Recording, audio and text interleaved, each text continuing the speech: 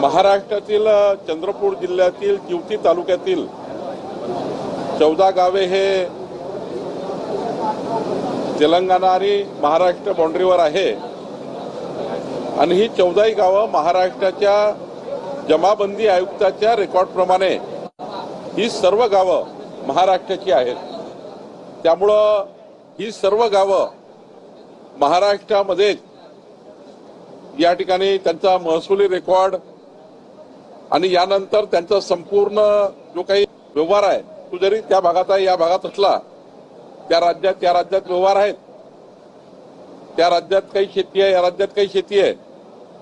त्यामुळं गावाचं जे गावठाण आहे ते महाराष्ट्रामध्येच राहील याबद्दलची कारवाई आम्ही चालू केलेली आहे आणि याबद्दलचा पुरावा रेकॉर्ड आमच्याकडे आहे आणि त्याची नोंद आता महाराष्ट्र शासनाने घेतली आहे।